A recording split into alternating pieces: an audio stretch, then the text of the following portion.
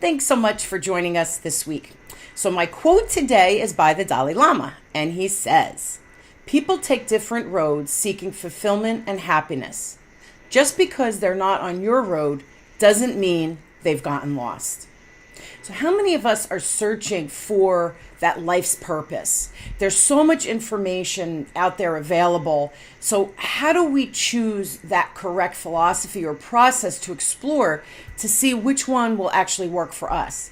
Well, today my guest is Christopher Rolke, and he has spent a lot of time searching for deeper meaning and purpose in life.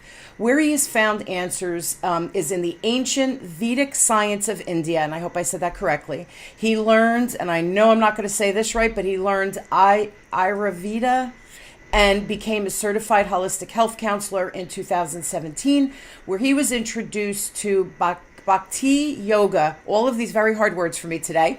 Bhakti yoga is the yoga of devotional service. And he did that in the same year in 2017. Now, this gradually led Christopher on his path of learning the Gaudiya Vaishnava tradition of West Bengal, India. Now, working as a holistic health counselor, Christopher uses sound healing for stress management and group work with adults who have developmental disabilities, and the Ayurvedic nutrition counseling with private clients. Now he volunteers full-time at the Bhakti Vedanta Institute of Spiritual Culture and Science in Princeton, New Jersey.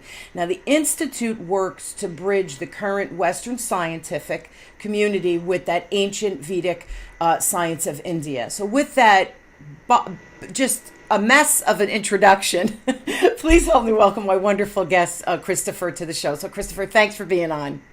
Thank you, Connie. Thank you for trying to do your best with all those pronunciations. I know it's hard. It took me a while to learn how to pronounce things the right way, so I really appreciate your genuine and shame on me, Christopher. I should have put the like how you do in the dictionary, they have the nouns and then they have the how you say it. I should have, yes, but I didn't do that. So this is live show. This is what happens. But thank you for being on. And again, you will say all of the terminology that I just messed up. You will of course say it properly so that we don't. I don't want to insult anyone by any means. So first question is, what are the Vedic sciences, and how does, I'm going to say it wrong again, but Ayurveda and Bhakti yoga, how does that all fit together? Right. So the Vedic sciences from ancient India, from India in general, because they're still very relevant in the life of people there, and they're becoming popular here through Ayurveda, is the health science that I became certified in, which is more about how you learn about your specific design.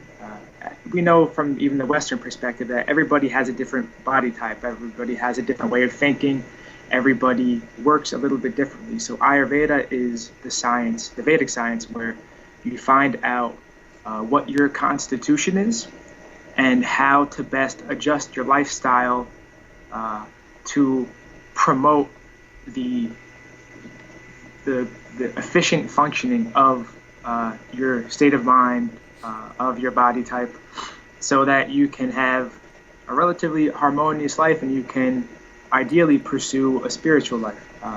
All of the Vedic sciences are really aimed at the cultivation of this spiritual life. Now, Bhakti yoga, as you said, is the devotional, the science of devotion, devotional service. So this devotional service is a method to basically not only serve the people that you live with, the people around you, the people in your town, state, country, people on the same planet that you live with, right? But it's also very much a way of cultivating service to a higher power.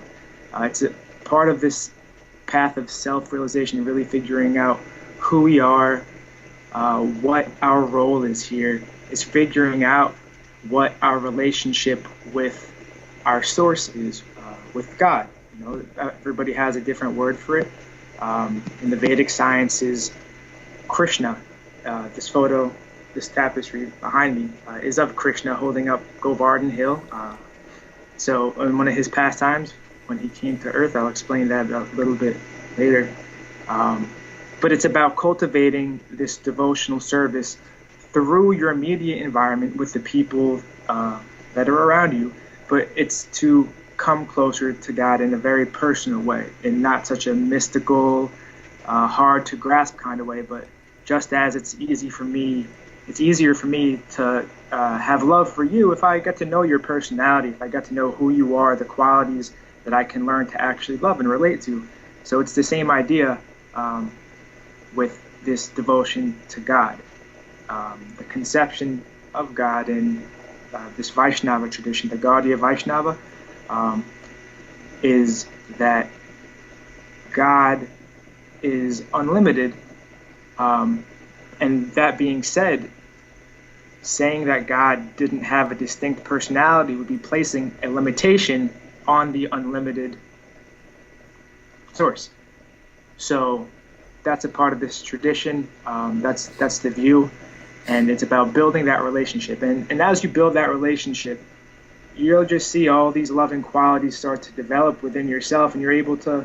It's very practical because you'll start to see how your relationships with other people also increase because you're more compassionate. You're more able to come from that place of relating to people and trying to come from a common ground, as opposed to being like, well, this is where I am, this is where you are, and hopefully you'll come to my side or I'm coming to your side. But instead, let's just have compassion for each other. Let's be able to relate to each other with the similarities that are there and respect each other for the differences that are there and be able to coexist peacefully.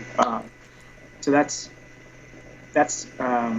the aim of these Vedic sciences, essentially, is to figure out who you are and how to best direct your life. And sorry. No, I was gonna say, what's fascinating about this, okay? I've heard of the science before. I don't know really a lot about it. So this is very fascinating for me to learn from you. So I have a couple of questions with that. Number one, a statement more than a question, and then I do have a question for you. But sure. This has been around for, I'm assuming, thousands of years, right? Because it's very culturally based in the India realm. And I think now that we're this global community, that we have a lot of people, immigrating to, the United. We live in the United States. You, Christopher, you and I, right? So we have a lot of Indian people that have migrated here that are bringing their culture. So that's why I think that we are seeing more of these yoga studios and this teaching more available to all of us, right? So because that's the global community, right? Where it's just so easy to fly, live, and function. The other piece of that, though, it's been around for thousands and thousands of years, and yet we have so much war. Kind of tragic, because it's almost like this is the answer to the chaos and the anger that we live every day. So just kind of sad. That's my comment. My question to you is, you're a very young man, okay? How did you, or why did you seek this path in the first place? I'm fascinated because I know that usually as we enter our 40s and 50s, from a decade standpoint, we become more spiritually hungry, where we're seeking information and that inner peace. Because we kind of have, you have the money, you have the stability, all of those things. So you're very young to have ventured out on this path. I'm just curious, why now for you? Why now? It is just, all I can say is it's where I was. It's what I was attracted to when I was younger, going through grade school and high school and college. I didn't finish college. I was very distracted through a lot of my schooling. I was able to make it through high school without a problem and still get decent grades, but I was always very distracted, and my attention was being pulled in other directions, and I was looking for what else was there. I wasn't so much okay with just listening to what everybody else was saying and, coming to the conclusion that, well, I guess this is what life is because that's what they say. For some reason, I just had some calling to look for other things, something a little more different. And that pulled me in a lot of different directions because, as nice as it is to be able to have the freedom and the call to look for a different way of living, you can definitely get pulled into not the most positive paths, because some people kind of just can fall. So I was blessed enough to find really sincere people who were living these alternative lifestyles, not just from this Vedic perspective, but for a while, and I'm still friends with a lot of these people. I met this community in Monmouth County, New Jersey, who practiced shamanism and who were Reiki practitioners, and I learned a lot about the Lakota Sioux tradition of South Dakota. And this was all just me navigating my way through all these different paths that existed that I was somehow able to come across. But that, even though it's a very different culture and a very different belief, that still led me to yoga and this Indian philosophy. And I started going to these very nice yoga classes. So typically the yoga we know here in the West, as you mentioned before, is right going to a yoga studio, doing these poses. That's called asana within Ashtanga yoga, this eightfold system of reaching that spiritual enlightenment, you can say, that we talked about earlier, figuring out how to best direct our life. So I got to know this family who were doing these amazing classes out of their house, local to where I was living in Monmouth County. And I continued to learn from everybody involved in that group. And one of my friends from that group was going to the Bhakti Vedanta Institute in Princeton, and I went with him once. And as I continued to grow and learn, just as my path went from really heavy into this shamanism and native teachings through this Ashtanga yoga with this whole system, within the Vedic science realm, it started to be directed into this Bhakti Vedanta Center and the teachings that I was learning there. So it was always, to get back to your initial question, it was always just a very natural progression for me. I always just tried to listen to my heart as much as possible, try to come from a place of love. I was also blessed with two parents who were very supportive. They wanted the best for me always, and they were always coming from a place of love, and they were very supportive. So you plant the seed and you cultivate it, it grows in a certain way. So that's the way I was cultivated, through my parents, and I had a natural inclination for this anyway. So it kind of came out due to that love that I, was raised with, and the freedom that I was able to find, and the diversity that existed here in New Jersey, Monmouth County specifically, and throughout. I'm finding out, throughout the rest of New Jersey too. There's a lot of resources for this alternative way of living here in New Jersey, coming from a lot of different cultures, which was amazing to me because, typically, even though these things are coming to the West, you think, oh, maybe I have to go to some random state out in the middle of the country or something like that. But literally within a 45-minute perimeter, all of these resources are available, and it was crazy. But I'm very blessed and lucky, and I'm grateful. So yeah, again, a couple of comments. First, I know your mom, and she's amazing. Yeah. She's actually been on the show. She does a lot of work for Life Vest, which is just sharing kindness, and she runs. God bless her. She runs the one at there you go. You have the team. Good support, son. But she runs the one out of Red Bank, the dance. They do it all across the world. So just really cool. So again, you came from this very giving, philanthropic family.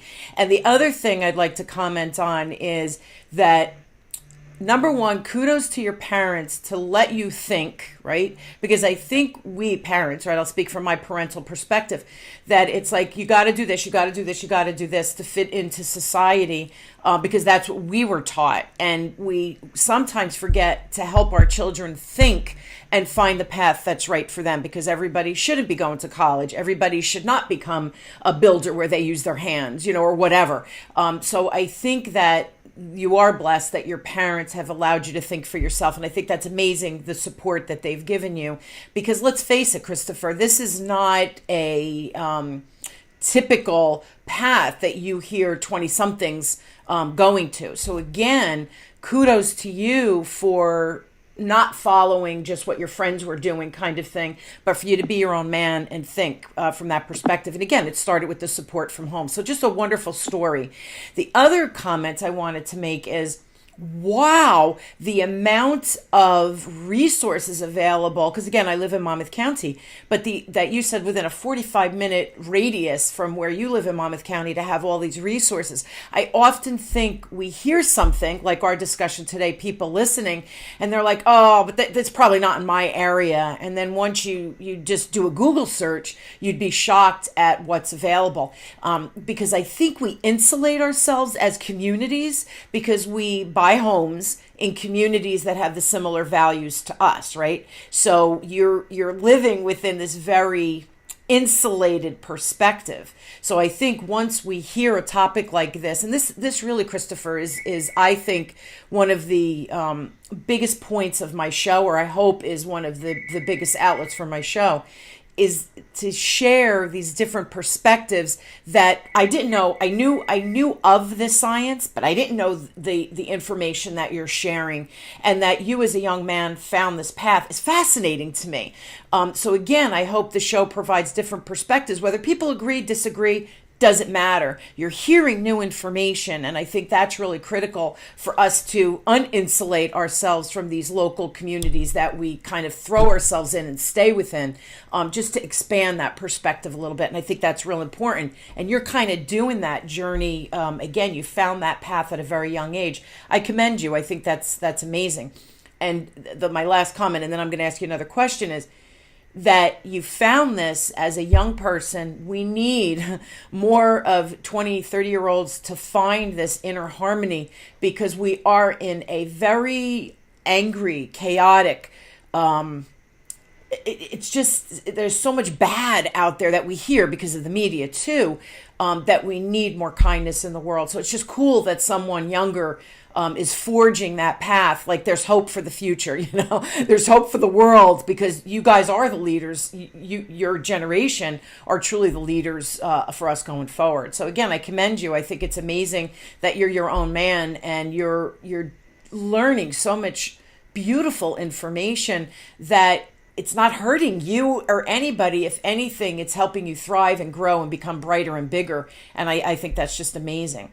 Now, go ahead. You wanted to say something? Quick comment. Sure. Yeah, sure. On insulating the communities, as you're saying, a part of de-insulating the communities is realizing that also, yes, there is a lot of unfortunate things that are happening in the world right now, but there is much more positive things going on than we're aware of. So shifting the focus to what's good and trying to add to that and be a part of that, and not ignoring the bad, because that's not going to do anybody any good, but just paying attention to it to the extent where we're aware of what's going on, and we can see how our skills can help that situation.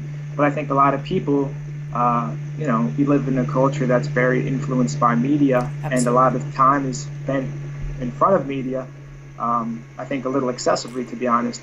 Agree. But if we just use it to the point where we can learn, we can pull what's going on, and then try to do our best to do something small every day to help things go in the right direction.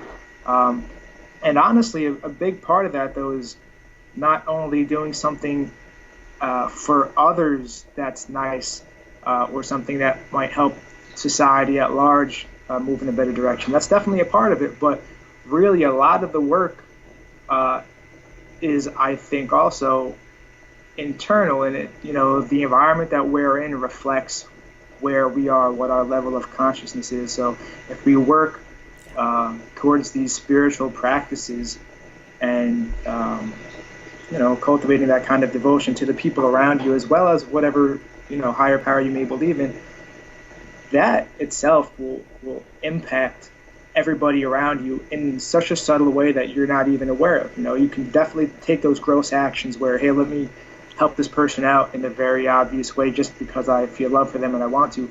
But those subtle ways that our demeanor, the subtle things that we say or the way we say them, reflect how our own spiritual progress is going, those things also make a huge impact, I think. So Yeah, and it's, the little adds up to the big, right? To turn a ship, you can't turn it on a dime. It's a gradual progression, and that's really what you're talking about. And we all can contribute to that. And I do agree that we are so media driven, and social media too. Christopher, look, everybody is on their social media, Facebook. It's almost an obsession.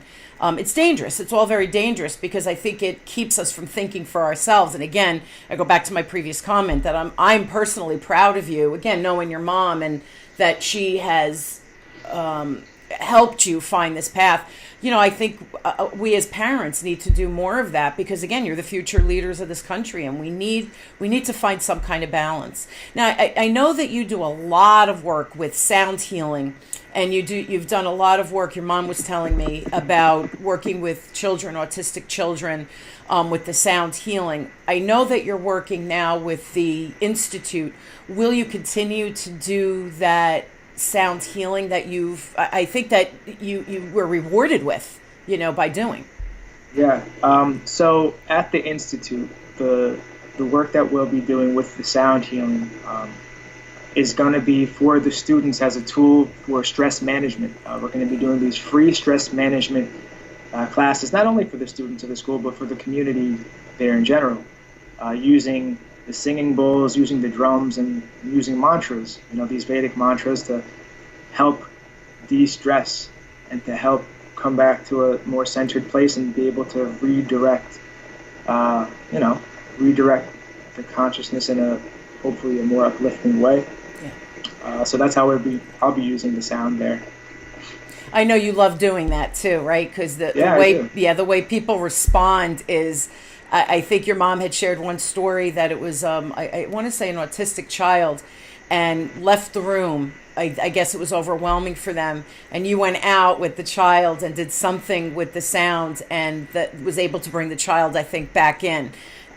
Just wow, how rewarding is that to be able to connect with just another being on such a intimate, and I don't mean that in a dirty way, but an intimate, loving way is just remarkable. I love stories like that. And I'm glad you actually said that, right? Because first I'll comment on what you said about that intimate love and connection with another person, and then I'll come back to the sound and how I've seen it affect people. A part of creating this devotional relationship with others and what I said before is not being afraid of that word intimacy and really getting close to somebody, because it's not a dirty thing. No. It's as far as creating a relationship with someone that has real emotion and feeling, and that's what living is. Living is feeling these things and coming from that place, not so much creating some mental concoction and thinking that our perception of the way things are is everything. It's feeling. It's really living from the heart, But commenting on the sound, the organization that I've been working with, it's actually it's adults with special needs, developmentally disabled, mm-hmm. and it's the Ark of Monmouth that I've been doing these classes with, and my reason for continuing to work with these adults, I find that despite whatever condition might be abnormal from the societal perspective, these people are people who are very much heart-centered and very honest, and more so honesty than I find in a lot of people who are not, developmentally disabled. And the sound is something even in the Vedic sciences they say affects us in the most subtle way. It affects us, our consciousness. It affects our awareness. And the people that I work with have somehow they are able to surrender, I think, more easy than other people might. And that one instance where there was a girl who got upset about something, and she went out of the room, and I knew that she liked this one specific instrument. It was a Tibetan singing bowl. It makes a real nice gong sound when you strike it. So as everything else was going on, my mom was there that one particular day, so she continued to play the instruments with them. We were doing a drum circle, and I went outside of the room, and I used the singing bowl to basically make a connection with the girl, to show her, hey, I'm paying attention to you. I see that you're feeling distraught for some reason. I knew that she liked that instrument and she loves playing with that sound. So that wasn't the instrument that she had initially. So I knew she might have felt a little disconnected from the group. But that brought her back, and she was happy. And you made that loving connect. I made that loving connection with her, and she was able to come back in and have a good time. So yeah, it's nice work working with those adults. Yeah, it's rewarding, and you're right. I think that they surrender more easily because they're not as programmed as the non-developmentally disabled, right? We all judge and we all predetermine, right? I said before, I hope the show helps people see a different perspective. Whether they agree or disagree doesn't really matter. Once you hear information, about it, it just expands your perspective, which I think is a good thing.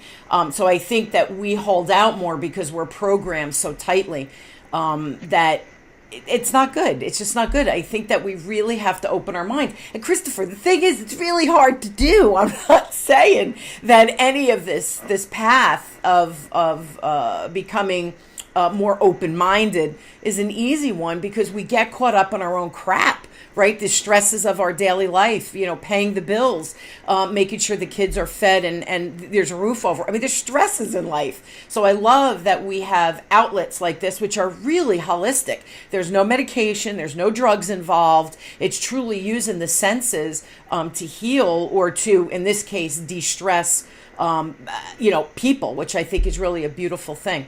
Now, the institute you work for, and I'm not even going to attempt to say the gentleman's name, but who is he? Like, what is his, and we have about 4 or 5 minutes left, but what is his background that you found him? I think it's great, Sure. But what is his background?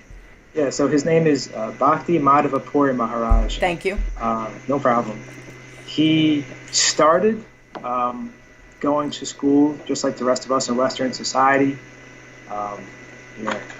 He first, got his undergrad degree and then went on to get his PhD in computational chemistry from Georgetown University in Washington, D.C. And from there, he wanted to know more about consciousness. What is consciousness? It's a word that we, hear thrown around. It can kind of be mystical when you don't have something substantial to connect it with. So he was thinking, where can I find out more about this? The general perception here in the West is that, I've heard of those Indian sadhus meditating on consciousness and trying to figure it out. So based on that, general principle that we hear here in the West, he went out there, became involved in this Gaudiya Vaishnava tradition. So his formal initiation into this tradition was in 1972 by Srila Prabhupada. He is the gentleman who, as we said earlier, a lot of people from the East came to the West, and that's how we began to learn about their traditions.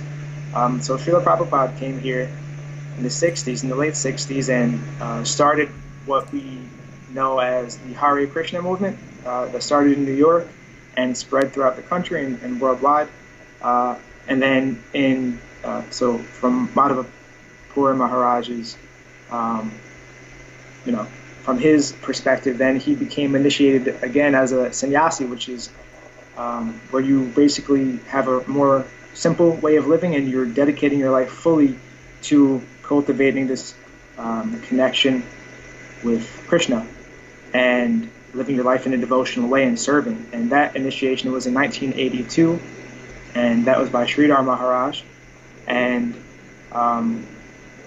so his background in science is what gave him the knowledge he needed to be able to connect with these Western scientists, and the rest of his devotion life as a Vaishnava is what gave him the foundation in this Vedic knowledge to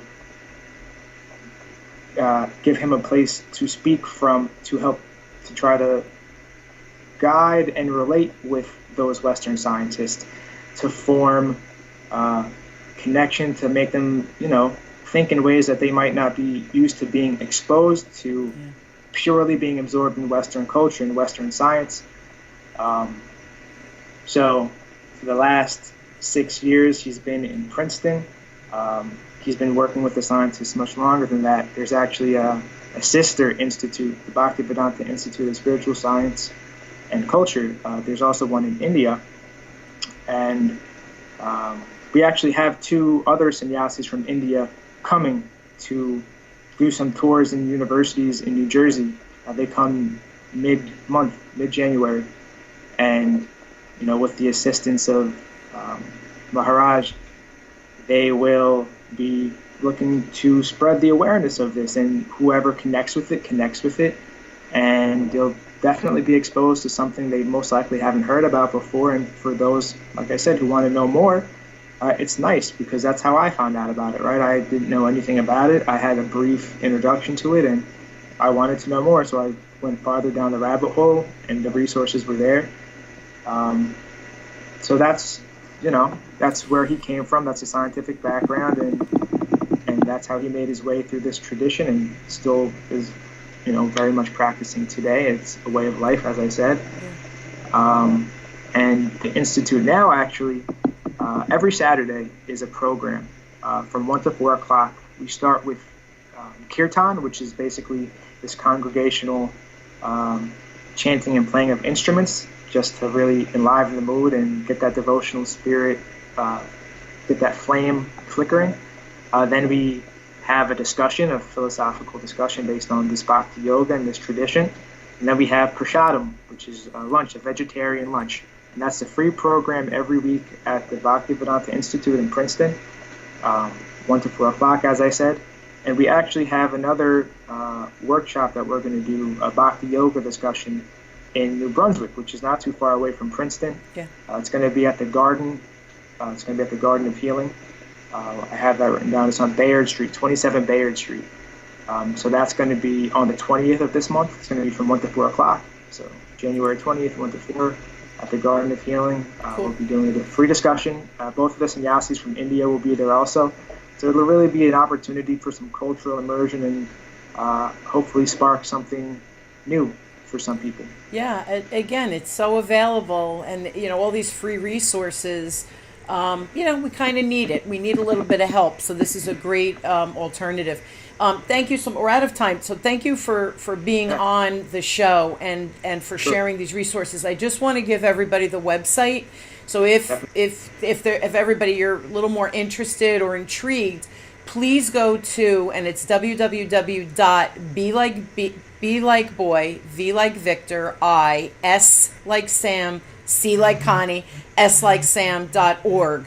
And they can email you at, is it your email address? That's Maharaj's email address. It's Maharaj. Okay, at Gmail. What I'll do is I'll post. Do you have an email address, Christopher, in case they want to connect with you? For sure. So my email address is Chris, CHRIS, ROLK 3 at gmail.com. So Chris Rolke 3 at gmail.com. Okay, I will put your email. I think people listening, because now they've seen you, they've heard you, they probably would be more comfortable reaching out to you. So I'll put the website and your email address on the Web Talk Radio Enlightenment of Change platform so that they could find you and connect with you. Yeah, because you articulate yourself very well, and I just think that people will be comfortable with that versus giving them someone else's email, if that's okay. All right. Understood. Cool. Perfect. Yeah. Thank you again, Christopher, for being on and just sharing your story, but sharing the insight and perspective. And really the bottom line of everything we discussed today is just lead with your heart and just kind of stop and breathe and look at the person, human to human, right? Get rid of the judgments, get rid of whatever biases or prejudice. Just look at the human to human, because we're kind of all wired the same. We all bleed the same, right? So let's try to dig in there and just come from a more loving, caring place, and magic happens, right? As soon as we lead with love, magic happens.